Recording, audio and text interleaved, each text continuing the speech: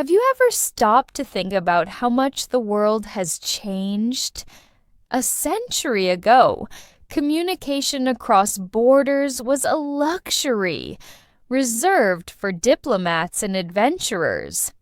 Today, it's a daily reality for millions of people. And what's the one thing that connects us all? English. It's the language of science, technology, business, and entertainment.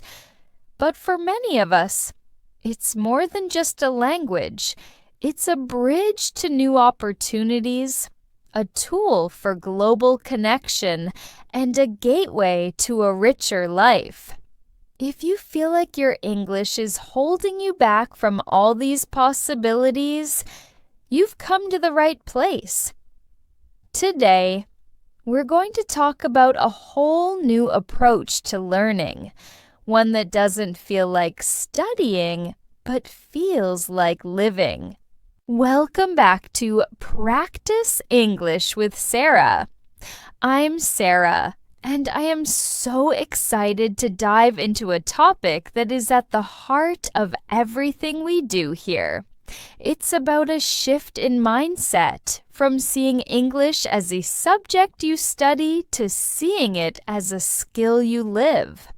Many of you have been learning for years, but you still feel stuck. You know the grammar rules, you've memorized lists of vocabulary, yet when it comes to a real conversation, you freeze. This is a common and completely normal part of the learning journey. But it's also a sign that it's time to change your approach. The problem often isn't a lack of knowledge, but a lack of active engagement. We've been taught to be passive receivers of information, to listen to lectures, and to read textbooks. But language is an active, dynamic thing. It's something you do, not something you just know. So, how do we make that shift? The answer lies in immersion, but not the kind where you have to move to a new country.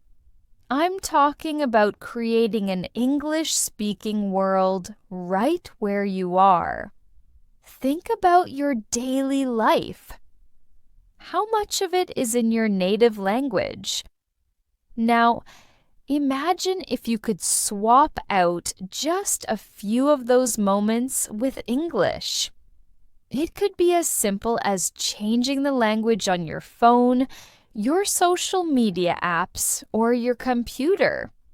When you do this, you're constantly seeing new vocabulary in context, not just as isolated words on a list. You'll learn words like settings, notifications, and update naturally, without having to force yourself to remember them. It's a small change with a huge impact.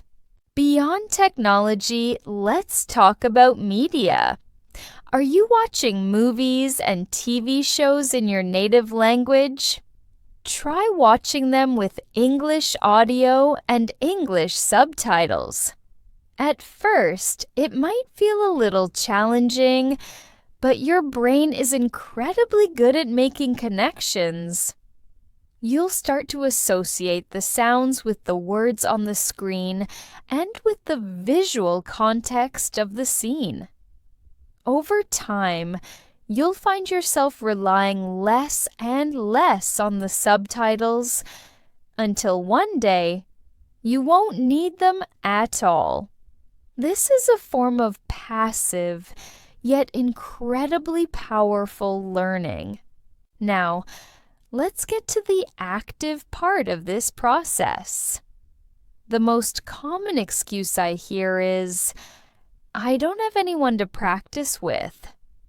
That's a valid concern, but it's not a barrier. You can practice speaking by yourself. This might sound a little strange, but it's one of the most effective ways to build fluency. You can do this in a few different ways. First, try narrating your own life. As you go about your day, simply describe what you're doing in English. I'm making a sandwich. I'm putting on my shoes. The sun is coming out. This simple act forces your brain to retrieve words and phrases in real time, bypassing that mental translation step. It's a low-pressure way to get comfortable with speaking. Another fantastic technique is storytelling to yourself. Pick a topic, any topic, and just start talking about it out loud. It could be about your day, a book you read, a movie you watched, or a dream you have. Don't worry about grammar or pronunciation at first. The goal is to get the words flowing. You'll notice where you get stuck. Maybe you don't know a certain word, or you can't remember the right way to phrase something. These are your learning opportunities. You can write them down and look them up later. This method turns your mistakes into a personalized study plan. The concept of thinking in English is the ultimate goal, and it's built on these smaller practices. When you narrate your life and tell stories to yourself, you're training your brain to switch from your native language to English as its primary mode of internal communication. It's like building a new mental highway.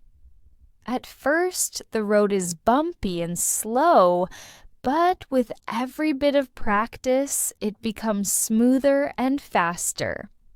Let's also talk about the power of language partners, even if they're not a person. You can find language exchange apps and websites that connect you with people from all over the world who are also learning. You can practice with them for a few minutes each day. The conversations might be simple at first, but they will grow. You can also use AI-powered language tutors and chatbots. They're available 24/7. They don't judge you for making mistakes, and they can provide instant feedback. It's an incredible tool for building confidence and for practicing specific topics. Finally, remember to be patient with yourself. Learning a language is not a sprint, it's a marathon. There will be days when you feel like you're not making progress. That's okay. Every time you change your phone settings to English, every time you listen to a podcast, every time you talk to yourself in the car, you are getting a little bit better. The small actions add up to massive progress over time. The goal is to make English a natural and integrated part of your life, not just a subject you study in a book. When you stop learning and start living the language, that's when the magic happens. You'll find yourself speaking more freely, thinking more fluently, and connecting with the world in a way you never thought possible. Thank you for watching, and I hope this inspires you to make English a part of your daily life. Keep practicing, and I'll see you next time.